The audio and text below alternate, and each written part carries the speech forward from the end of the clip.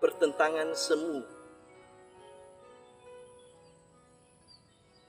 Itu mungkin yang nampak dalam bacaan hari Minggu ke-29 hari Minggu ini. Yesus ditanya oleh musuh-musuhnya, bolehkah membayar pajak kepada kaisar atau tidak? Kalau Yesus menjawab, boleh, bahaya bahwa Yesus dituduh oleh bangsanya sendiri sebagai orang yang memihak penjajah Romawi. Ia berhadapan dengan bangsanya. Ia melawan Allah. Ia tidak taat kepada Allah.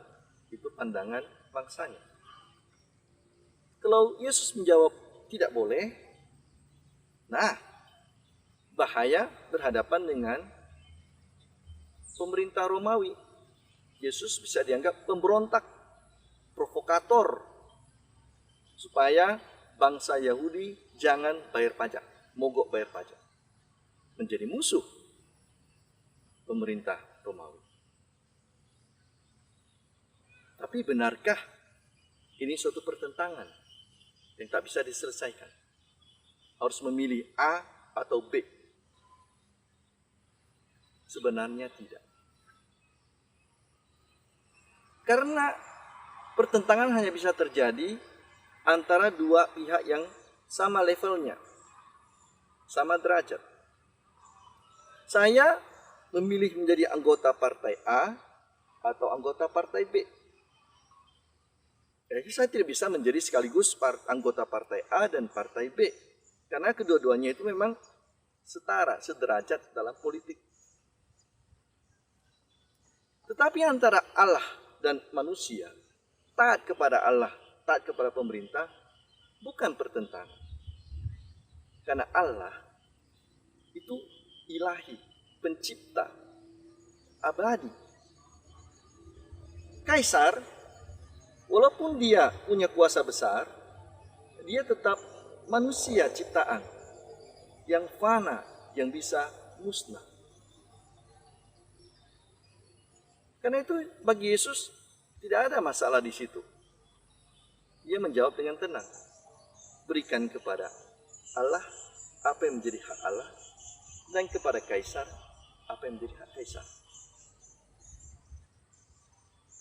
Paulus sendiri dalam surat kepada umat di Roma bab 13 ayat 1 mengatakan, kita harus takluk kepada pemerintah yang sah.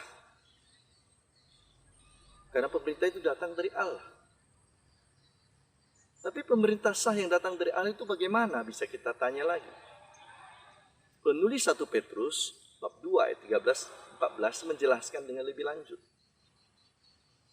Kita semua tunduk kepada lembaga manusia, kepada raja sebagai pemegang kekuasaan terbesar, tertinggi, dan kepada wali-wali yang diutus untuk menghukum orang-orang jahat dan menghormati orang-orang baik, orang-orang benar. Berarti pemerintah yang kita taati adalah pemerintah yang sah, yang menyelenggarakan kesejahteraan, yang adil, yang benar untuk rakyatnya. Dan justru Allah bekerja melalui pemerintah yang sah, baik, dan benar tersebut. Seperti Allah juga memakai Quraisy dalam bacaan pertama untuk membebaskan orang Israel. Yesus sendiri ketika lahir di dunia, ia lahir dalam tatanan manusiawi, keluarga. Ia taat kepada orang tuanya, hukum manusia. Ia taat sebagai warga negara kepada bangsanya, Yahudi, dan hukum-hukum Yahudi. Tidak ada pertentangan. Monsignor Albertus Sugio Pranoto pernah mengatakan, kita harus 100% Katolik dan 100% Indonesia. Orang Katolik Indonesia bisa menjadi 100% Katolik dan 100% Indonesia tanpa masalah. Bagaimana caranya? Pertama, kita mendukung pemerintah yang sah, yang benar, yang adil, yang mensejahterakan masyarakat, yang membela orang-orang benar, dan yang menghukum orang-orang jahat. Yang kedua, kita bisa juga mengoreksi pemerintah kita. Kalau pemerintah kita mungkin keliru, sebab manusia selalu bisa keliru. Kita tidak dilarang untuk mengoreksi, mengkritik, tetapi melalui jalan yang konstitusional. Jalan yang tetap membela ketertiban dan keamanan masyarakat. Dan yang ketiga, sebagai orang Katolik, kita tetap bisa mempraktekkan semua iman kita dengan tindakan yang benar setiap hari dalam posisi dan profesi kita masing-masing.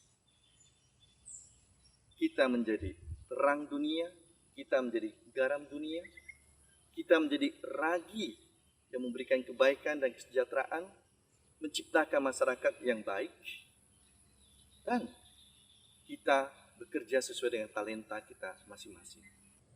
Oh, saya tidak banyak talenta. Tidak apa-apa. 1 talenta pun jadi. 2 talenta, oke. 5 talenta, bagus. Bagi Tuhan, bukan jumlah talenta, tapi bagaimana kita sungguh-sungguh mengembangkan diri kita, kebaikan kita, teladan kita, hidup kita, untuk kebaikan bersama. Jadi kita tetap bisa taat kepada Allah dan sekaligus taat kepada yang berkuasa, yang memerintah di tempat kita. 100% Katolik, 100% Indonesia.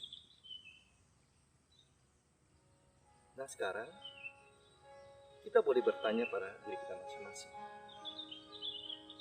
Sudah seberapa jauhkah dan apakah yang telah kuperbuat untuk Allah, untuk gereja, dan untuk negara